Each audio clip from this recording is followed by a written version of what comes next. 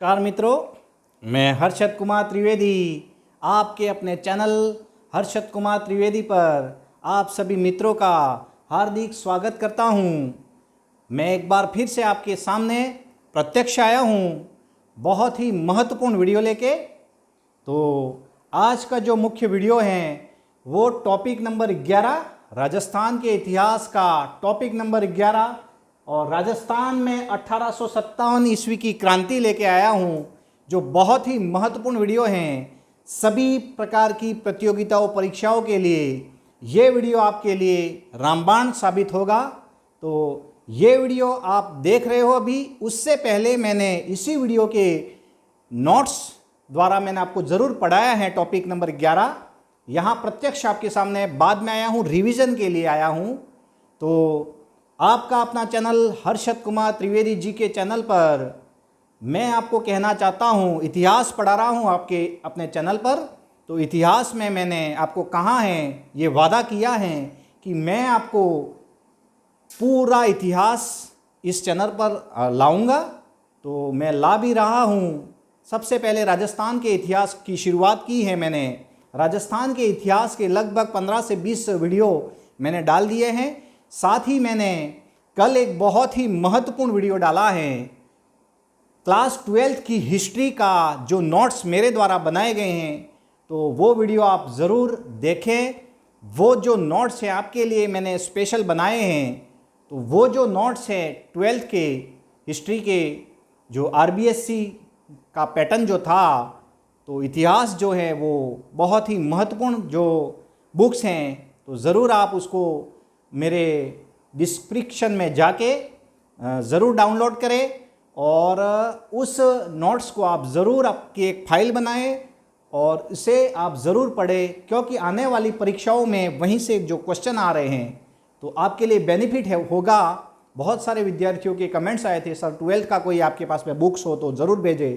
तो मैंने special notes बनाए हैं, तो ज़रूर आप उसे फॉलो करें, मेरी बातों को, और इतिहास को क्रम से पढ़ें, तो ज़रूर आपको लाभ होगा। तो सभी का एक बार फिर से आपके अपने चैनल हर्षद कुमार त्रिवेदी जी के चैनल पर सभी का स्वागत करता हूं। और मैं आपसे कहना चाहता हूं कि अधिक से अधिक इस वीडियो को, इस चैनल को आप अधिक से अधिक लोगों तक पहुंचाएं और मेरी सहायता करें उसमें, क्योंकि मेरा उद्देश्य यही है कि चैनल को सब्सक्राइब करना मेरा उद्देश्य नहीं है। सब्सक्राइब करके नोटिफिकेशन आपके पास में जाएगा तो आपको पता पड़ेगा कि यहाँ पर ये वीडियो आ रहा है और ये जो चैनल है वो आपको ऑथेंटिक नोट्स आपको अवेलेबल करा रहा है। ऑथेंटिक तो पढ़ना क्या है वो पता नहीं है बहुत सारे को, तो इसीलिए ये चैनल आपके लिए लाया हूँ मैं। कड़ी मेहनत हो रही है चैनल पर, विगत 1 महीना हुआ है और उसमें 50 वीडियो आपके सामने आ गए हैं। तो बहुत ही काम की चीज़ आपके पास में आ रही हैं। इसीलिए मेरा उद्देश्य है कि अधिक से अधिक इस चैनल को आप अधिक से अधिक लोगों में, अधिक से अधिक ग्रुपों में शेयर करें, तो उस विद्यार्थियों तक पहुँचे ये वीडियो। तो यही मेरा उद्देश्य है। मैं सिर्फ सेवा करना चाहता हूँ, तो ये सेवा आप तक पहुँचे और आपके माध्यम से औरों तक पहुँचे, ये सहयोग मैं आपसे चाह रहा हूँ। तो आप ज़रूर अधिक से अधिक लोगों तक ज़रूर पहुँचाए। तो बहुत ही महत्वपूर्ण वीडियो शुरू कर रहे हैं हम। राजस्थान में 1857 ईस्वी की क्रांति। तो आपको पता है क्रांति क्यों होती है, ये 1857 की क्रांति हमारे भारत में क्यों होती है, भारत में होगी और राजस्थान में होगी। तो हम राजस्थान का इतिहास पढ़ रहे हैं, तो यहाँ पर ये टॉपिक आपके सामने मैं प्रत्यक्ष लाया हूँ। तो क्यों होती है क्रांति, तो मैंने कहा था इससे पहले हमारा टॉपिक नंबर 10 का एक वीडियो मैंने बनाया था, नोट्स द्वारा आपको बताया है, आंग्ल राजपूताना संबंध, ठीक है। और उसमें सहायक संधियां बताई थी मैंने आपको कि राजस्थान के जो शासक हैं वो सहायक संधियां कर रहे थे अंग्रेजों से, ठीक है ना, अंग्रेजों की गुलामी कर रहे थे। क्यों, कारण क्या था, तो आपस में ही हमारे भारत के जो राजा थे आपस में ही लड़ा रहे थे। हमारे लोग जैसे मराठे महाराष्ट्र में थे, वो राजस्थान में आके राजपूत राजाओं पर राज करना चाहते हैं, ठीक है ना। दक्षिण भारत में टीपू सुल्तान, हैदर अली, वो अपना राज करना चाहते हैं। वैसे के वैसे यहाँ पर भी ये स्थिति हो रही थी तो राजस्थान में सहायक संधियाँ कर ली, पूरे भारत में हुई थी सहायक संधियाँ, तो यहाँ पर राजस्थान में भी सहायक संधियाँ हो गई थी। तो सहायक संधियों में अंग्रेज क्या कह रहे थे? अंग्रेज कह रहे थे कि हम आपको तो बचा रहे हैं, आप हमारी बातों को फॉलो करो। तो सहायक संधियों पर हमारे राजाओं ने हस्ताक्षर कर दिए, ठीक है आप हमें बचाइए हमारे दूसरे जो आक्रमण कर रहे हैं उनसे, तो हम आप पर आपकी बातों को मानेंगे, क्लियर है। तो वो बात हो गई और सहायक संधियों पर हस्ताक्षर कर लिए हमारे राजाओं ने। तो अब अंग्रेज क्या कर रहे हैं? अंग्रेज तो पहले व्यापार करने के लिए आए थे, हमारे भारत में व्यापार करने के लिए आए थे, ठीक है ना, फैक्ट्री खोली थी ईस्ट इंडिया कंपनी। लेकिन फिर धीरे धीरे उन्होंने देखा कि यहाँ के लोग जो है वो तो क्या है, आपस में भीड़ रहे, तो फायदा उठाएंगे, ठीक है ना। तो यही हुआ, तीसरा फायदा उठाएगा, क्लियर है, दो की लड़ाई में तीसरा तो फायदा उठाएगा ही उठाएगा। तो वही हुआ, हमारे आपस में लड़ाई हुई, तो जिसका फायदा अंग्रेजों ने उठाया और अंग्रेजों ने हमें गुलाम बनाया, ठीक है। तो वही तो गुलाम तो बना दिया अंग्रेजों ने, फिर क्या करेंगे? अंग्रेज हमें लूटेंगे। तो क्रांति क्यों होगी? तो क्रांति इसीलिए होगी क्योंकि लोगों का क्या होगा? शोषण। क्या होगा? शोषण होगा। तो हम कह रहे हैं कि शोषण होगा तो क्रांति होगी। तो राजस्थान में भी ऐसे ही क्रांति हुई। तो 1857 की क्रांति हुई। तो हम बताएं कि राजस्थान में 1857 की क्रांति हुई, तो राजस्थान में हुई तो कहीं ना कहीं भारत में हुई होगी। शोषण हुआ, जैसे किसान, मैंने आपको कहा था, उदाहरण दिया था आपको कि एक किसान है, उस किसान के अगर एक खेत है उसमें 10 बोरी अनाज वो पैदा कर रहा है, 10 बोरी गेहूं पैदा कर रहा है, तो 8 बोरी तो अंग्रेजों को पहुंचाने पड़ते थे, 2 बोरी वो खाता था। तो हड्डियों पे चलने लगा था किसान। फिर शोषण होगा, तो कुछ क्रांतिकारियों ने क्या किया कि नहीं, वास्तव में गलत है, तो हम क्या करेंगे? अंग्रेजों को भगाएंगे, हम एक होंगे। तो ये क्रांति हुई 1857 की क्रांति। लेकिन कुछ ऐसे कारण थे जिसके कारण हमें आज़ादी नहीं मिली, और ऐसे कौन से कारण थे मैं ज़रूर आपको बताऊंगा। तो क्रांति की शुरुआत हम करें कि राजस्थान में क्रांति हुई, उससे पहले भारत में ये क्रांति हुई थी। भारत में ये क्रांति की शुरुआत जो की थी वो एक व्यक्ति था, मंगल पांडे। मैंने कहा था आपको नोट्स में, मंगल पांडे था। मंगल पांडे एक ब्राह्मण था। इसने क्या किया था? विरोध किया था। तो क्रांति हुई है तो क्या कारण? मैंने कहा शोषण हुआ। एक 1818 की संधियां, हमारे राजस्थान की बात करें, संधियां कर ली तो वो गुलामी हो गई, तो वो भी एक क्रांति का कारण हो गया। और तत्कालिक कारण याद रखें आप, तत्कालिक कारण क्या था? चर्बी वाले कारतूसों का प्रयोग। तो चर्बी वाले कारतूस यानी गाय की चर्बी या सुअर की चर्बी होती थी, यूं कारतूस का प्रयोग करना चाहते थे ये अंग्रेज। हमें कह रहे थे कि आप सैनिक जो हैं, भारत के जो सैनिक है वो इसका प्रयोग करो। तो हमारा एक क्रांतिकारी था मंगल पांडे, उसने विरोध किया, ठीक है ना, मंगल पांडे ने विरोध किया, ठीक है। मंगल पांडे पश्चिम बंगाल का था, बैरकपुर छावनी से संबंधित था। तो उसने विरोध कर दिया, नहीं मैं तो ये ब्राह्मण था, तो उसने ना कह दिया हम जो चर्बी वाले कारतूस का प्रयोग नहीं करेंगे। तो मंगल पांडे ने विरोध किया। कब की बात है? याद रखें 29 मार्च 1857 की। अब 29 मार्च 1857 में मंगल पांडे ने विद्रोह कर दिया, नहीं करेंगे हम तो इसका प्रयोग। तो क्या किया? 10 दिन बाद उनको फांसी दे दी। फांसी दे दी किसको? मंगल पांडे को। तो क्रांति और होगी। फिर क्या हुआ भारत में? फिर भारत एक हुए सैनिक, फिर क्रांति की शुरुआत हुई। तो विधिवत भारत में जो क्रांति की शुरुआत हुई है, भारत की बात कर रहे हैं, तो मेरठ में हुई है, मेरठ यूपी से। 10 मई 1857 की बात है, आपको पता है 10 मई 1857 को मेरठ यूपी से क्रांति की शुरुआत हुई थी। तो हमारे उस समय दिल्ली का बादशाह, मुगल बादशाह कौन था आपको पता होना चाहिए, बहादुर शाह जफर। और बहादुर शाह जफर जो था उसी को बहादुर शाह द्वितीय के नाम से जानते हैं, और यही मुगलों में अंतिम बादशाह था। तो पहला बादशाह बाबर और अंतिम ये था। तो ये ध्यान रखने, उसकी उम्र जो थी वो 82 साल थी, 82 वर्ष का था। तो उसको नेतृत्व तो संभाल रहे थे। तो एक ये भी कारण था असफलता का कि बहादुर शाह जफर को नेतृत्व तो संभाल रहे हैं सभी जा के पूरे भारतवासी, ठीक है ना। तो प्रतीक चिन्ह था रोटी और कमल का फूल, ये लेके जा रहे थे क्रांतिकारी, घरों घरों में निमंत्रण दे रहे थे। तो प्रतीक चिन्ह था क्रांति का, 1857 की क्रांति का प्रतीक चिन्ह कमल का फूल व रोटी। याद रखें आप, ये क्वेश्चन हम पढ़ेंगे भारत के इतिहास में। तो ये मुख्य बात आपको ये याद रखनी है कि भारत में मेरठ से शुरुआत हुई है, मेरठ यूपी से 10 मई 1857, ये याद रखें। मंगल पांडे का नाम जरूर याद रखें। तो शुरू करें, हम राजस्थान की बात करें तो राजस्थान में क्रांति की शुरुआत होती है 28 मई को होगी। कब होगी? 28 में, यानी 18 दिन बाद होगी। 28 मई 1857 को नसीराबाद से होगी। नसीराबाद अजमेर में पड़ता है। तो आपको ध्यान ये देना है कि राजस्थान में जो क्रांति की शुरुआत हुई है, उस समय राजस्थान में कितनी सैनिक छावनियां थी राजस्थान में? तो राजस्थान में जो 1857 की क्रांति है उसमें 6 छावनियां थी। कितनी छावनियां थी? आपके सामने मैं लाया हूं, देखिए ये 6 छावनियां थी। तो 6 छावनियां आप देख सकते हो। पहला तो नसीराबाद, ये नसीराबाद में पहली छावनी थी। सैनिक छावनी यानी सैनिकों के अड्डे कहाँ कहाँ थे, वहां से तो क्रांति की शुरुआत होगी। सैनिक एक होंगे तो ही तो क्रांति होगी। तो 6 छावनियां थी, याद रखें आप। पहली छावनी नसीराबाद, याद रखें, अजमेर में है। दूसरी ब्यावर, ये भी अजमेर में है। तीसरी हम देखें तो खेरवाड़ा, उदयपुर में थी ये छावनी। उसी प्रकार चौथी एरिनपुरा, पाली में थी। और पांचवी नीमच, जो उस समय राजस्थान में था, अभी वर्तमान में कहाँ है? एमपी में। तो पांचवी छावनी ये थी राजस्थान की। और छठी छावनी कौन सी है? तो देवली टोंक, देवली टोंक। तो ये 6 छावनियाँ देख सकते हो आप, 6 छावनियाँ थी। ये अजमेर बनाया है मैंने मैप में, अजमेर है ये। अजमेर में 2 छावनियाँ हैं, टोंक में 1 छावनी, जबकि पाली में 1 छावनी है, और ये उदयपुर में 1 छावनी, और 1 छावनी एमपी में वर्तमान में। तो ये ध्यान रखें आप। तो क्वेश्चन आता है कि राजस्थान में 1857 की क्रांति के समय में कितनी सैनिक छावनियाँ थी? तो 6 याद रखें। मैंने आपको कहा कि क्रांति की जो शुरुआत हो रही है वो 28 मई 1857 को होगी। वो कहाँ से होगी? तो नसीराबाद से होगी। कहाँ से होगी? नसीराबाद से होगी शुरुआत। और नसीराबाद में 28 मई, याद रखें आप डेट, 28 मई 1857 को क्रांति की शुरुआत होगी। और वहां के सभी सैनिकों ने एक नारा दे दिया, चलो दिल्ली का नारा। चलो दिल्ली, बगावत करने, अंग्रेजों को भगाने। तो चलो दिल्ली का नारा कि कहाँ से मिला है? तो नसीराबाद में। और सैनिकों ने दिया है चलो दिल्ली। तो दिल्ली क्यों केंद्र बनाया? आपको पता है कि दिल्ली में सभी सैनिक जा रहे थे। मुंबई के सैनिक जा गए थे, पहले से ये सूचना थी नसीराबाद के सैनिकों की।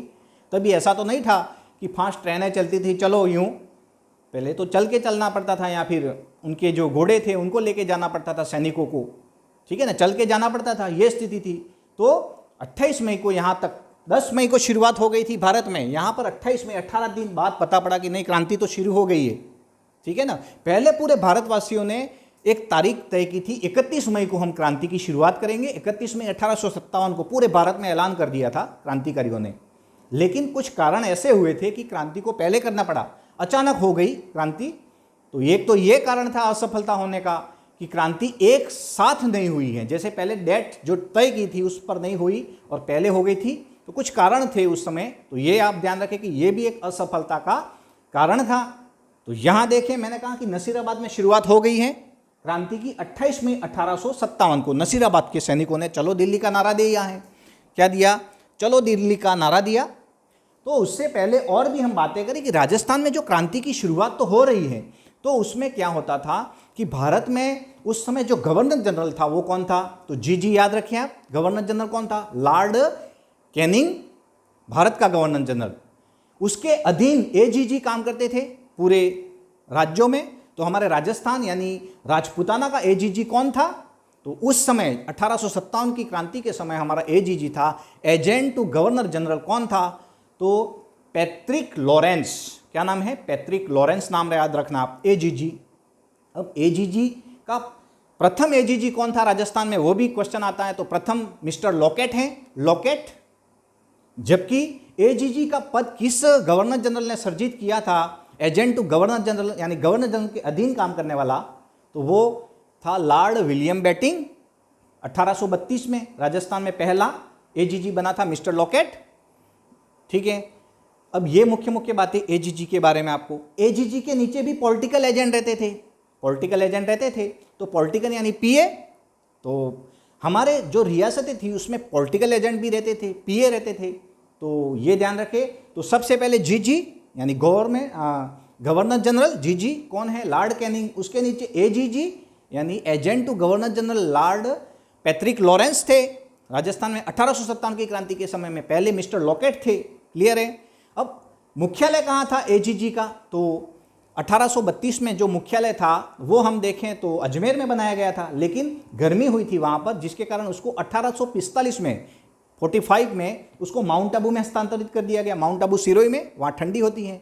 तो अंग्रेज वहाँ लेके गए एजीजी का कार्यालय। तो ये बातें आप रखना, जीजी, एजीजी और एजीजी के नीचे पीए पॉलिटिकल एजेंट रहते थे रियासतों में।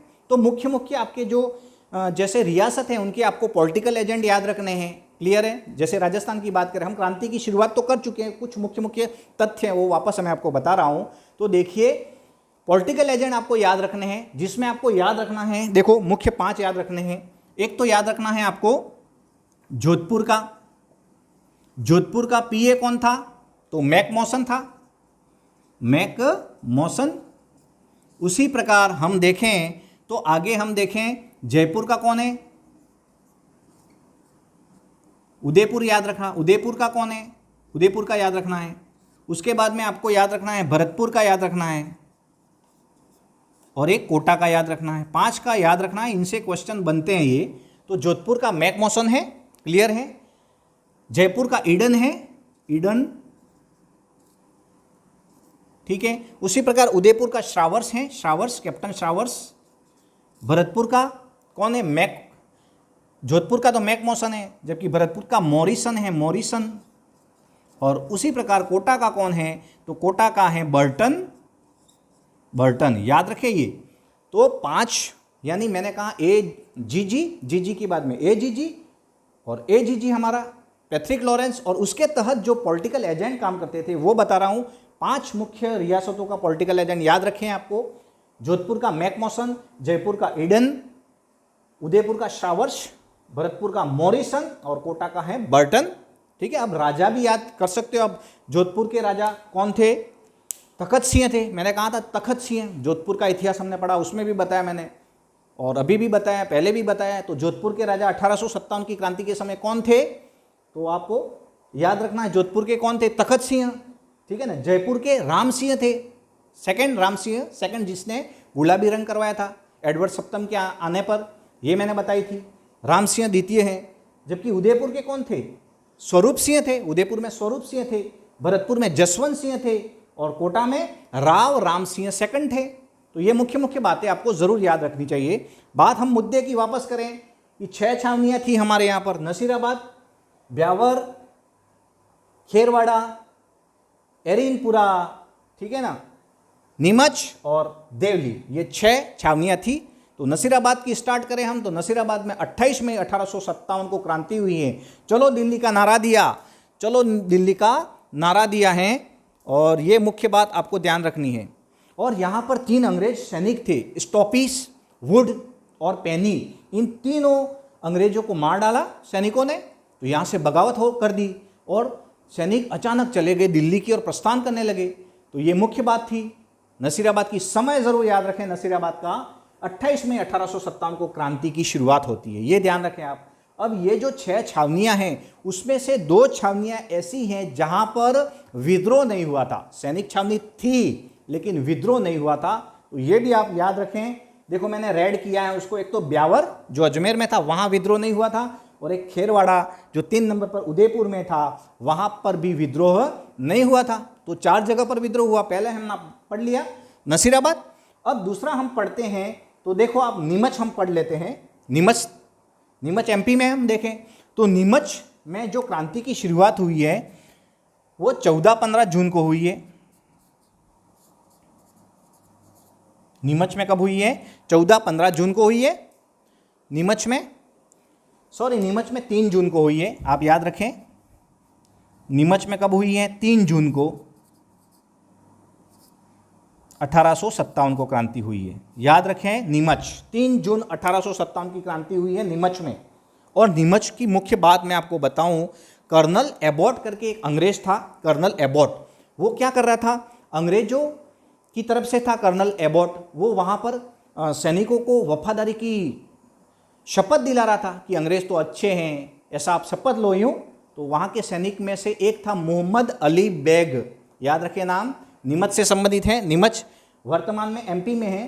तो नीमच में एक जो सैनिक था हमारा, उसका नाम था मोहम्मद अली बेग। उसने विरोध कर दिया कि नहीं, हम तो नहीं लेंगे आपकी ये शपथ। तो वहाँ पर क्रांति की शुरुआत होगी। समय याद रखिए, 3 जून 1857 नीमच में। और कौन है मुख्य? मोहम्मद अली बेग, जिसने वफादारी की शपथ लेने से इनकार कर लिया। ये क्वेश्चन भी बना है। और वहाँ का प्रमुख नेतृत्वकर्ता नाम याद रखें आप, हीरा सिंह। क्या नाम है? हीरा सिंह का नाम याद रखें आप, हीरा सिंह।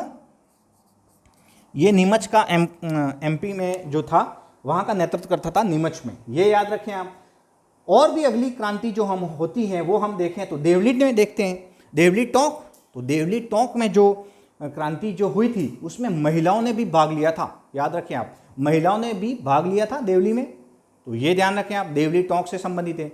और हम मुख्य बातें करें तो देवली टोंक के साथ में यही बातें आपको मुख्य हैं देवली टोंक के बारे में।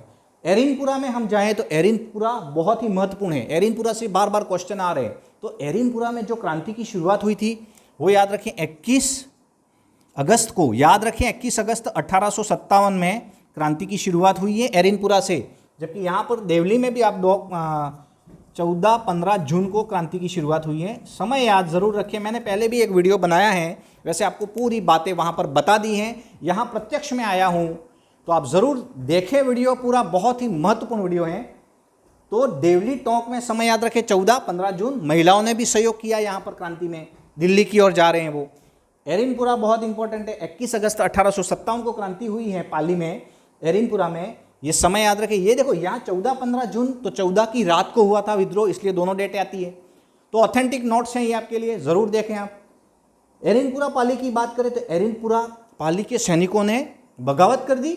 वहाँ पर 3 सैनिक मुख्य थे, शीतल प्रसाद, ठीक है ना, शीतल प्रसाद मुख्य थे, ठीक है, और भी बहुत सारे थे, याद रखें आप।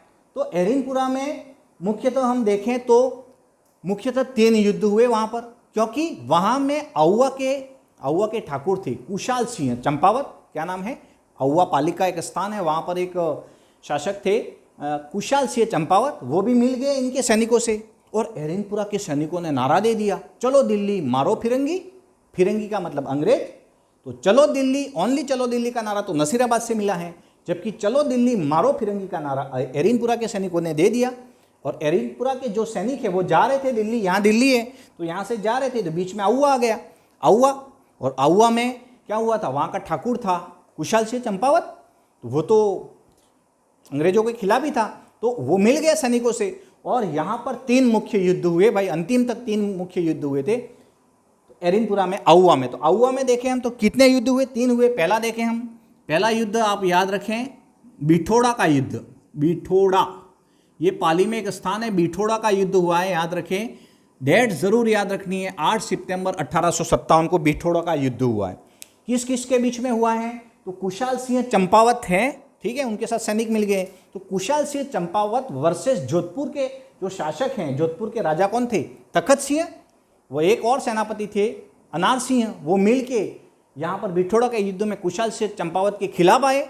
लेकिन जीतता कौन है, कुशाल सिंह चंपावत पहला युद्ध जीत जाते हैं। फिर ये पहला युद्ध होता है बिठोड़ा का युद्ध।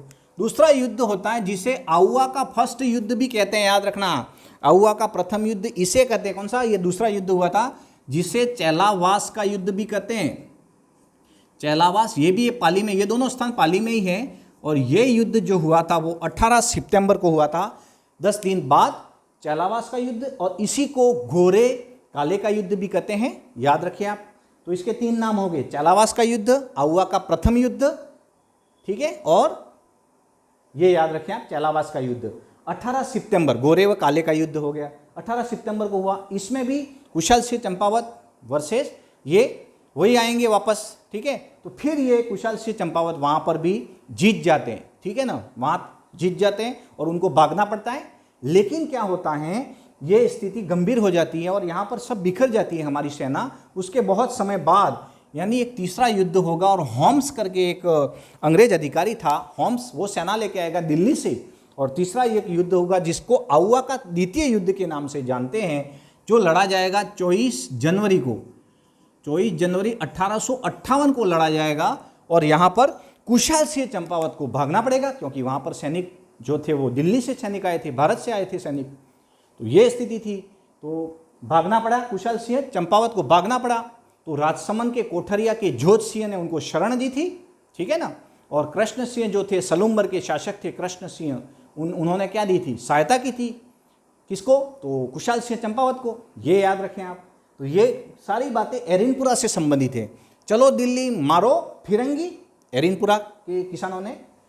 अब मुख्य बात ये देखो, मैंने आपको 6 छावनियों में 2 छावनियाँ ऐसी हैं जहाँ पर विद्रोह नहीं हुआ, बाकी 4 छावनियों पर मैंने आपको डिटेल समझा दिया। आपको समझ में आ गई होगी पूरी बातें। आपने पहला वीडियो ज़रूर देखा होगा तो अच्छी तरह से समझ में आई होगी बातें। अगर ये वीडियो देख रहे हैं तो उससे पहले वो वीडियो ज़रूर देखें।